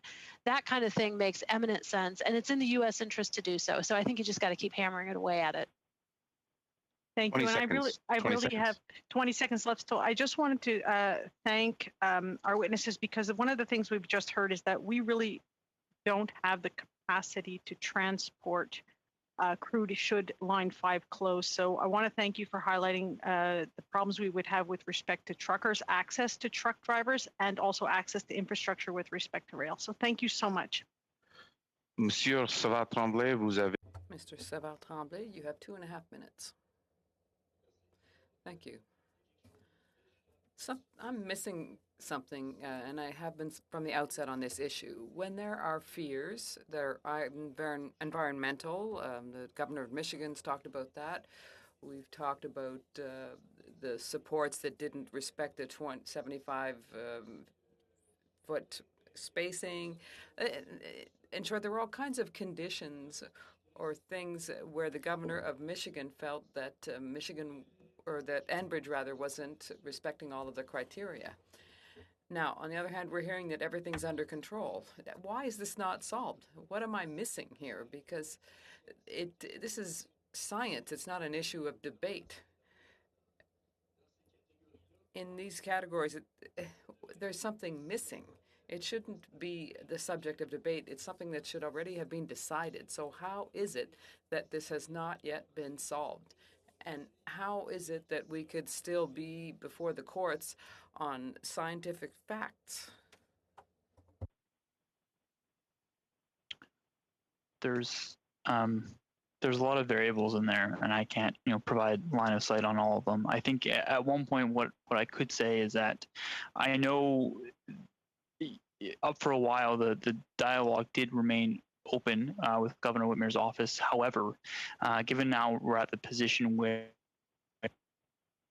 decision on whether federal jurisdiction or state jurisdiction, that those dialogues have shut down simply because the governor is unwilling to make any comments on anything that is before the courts. And so that is a moment of impasse. And so I think that in some respects, despite the fact that there's been these studies released and there's been an awful lot of movement by Enbridge to sort of make good on a series of conditions, that I think is for some reason as to why things have not progressed. That's why it's imperative that as those courts make those decisions, the federal government and Team Canada is able to put forward an amicus that basically states that this is in fact a federal issue, not something for Michigan to simply decide on its own. But I sorry. Go ahead. You have 15 seconds. Je n'ai pas le temps de faux. I don't have time to pose another question in 15 seconds. Thank you very much. I think that's probably enough. Thanks. Okay, merci. And for the last question today, Mr. Blakey for 2.5 minutes, please. Thank you very much. In the CUSMA agreement, Canada continued to allow access to public contracts to United States contractors without getting the same kind of reciprocal access. And so I'm wondering, again, just on the theme of opportunities around a united front against climate change, if Canada isn't able to get access to American public works projects in a kind of blanket way, what do you think are some of the opportunities for companies that say manufacture electric buses or have different kinds of green technologies that would serve a public policy interest of many American municipalities or state governments, and kind of using that as a way in to certain kinds of U.S. procurement that Canadian companies might otherwise be blocked from accessing? Yeah, I think it's an interesting point. And I think what you do is you go in with your U.S. Supply chain partner, arm in arm. So you don't come in as completely foreign. And also you have to identify the relative cost benefit of partnering with a Canadian partner. Canada is closer to a lot of manufacturing places in the United States than places in the United States are. So when you make the case and you bring in your American partner, I think you have a pretty good chance at getting the waivers that you need from the White House. Well, thank you for that perspective, Mr. Agnew. Do you have anything that you'd like to add on the question? No, I think Scotty summarized it quite well with having an American partner working lockstep with you. So there again is that local narrative to tell. I would just say, to go back to your original point on the CUSMA, I mean, we're now in a state where there's no procurement coverage either way as a result of it. So we are relying on solely the WTO government procurement agreement now for procurement access. Thank you. That's all for me, Mr. Chair. I see Mr. Hoback has his hand up, so I want to make sure there's a couple minutes left in the meeting for him. Yes, Mr. Hoback. Yes, just one question. And Ms. Greenwood, maybe you can help me answer this question. If Line 5 was shut down, how would the U.S. ever go alone on Buy America? How would it be able to actually accomplish that? It's going to be tough enough for them to accomplish it on their own with Line 5 operating. But if it's not operating, that whole area of the U.S. is not functioning. So how can they move forward? Exactly right. 30 seconds or less, Ms. Greenwood. We're just cramped for time right now. I agree with the premise of the question. I don't know how the U.S. could do it in that scenario. Okay. Thank you very much. I know, Ms. Greenwood, you have a hard 5 o'clock close, so I want to respect that time. I want to thank all the witnesses for, giving us all the information and helping us to sort of dive deeper into this issue and coming with different perspectives. So thank you very much to everybody. Thank you again to the witnesses for taking your time. And I guess the meeting is adjourned. Have a good week, everybody. It's a tight ship, Mr. Chairman. Thank you very much. Okay. Appreciate it.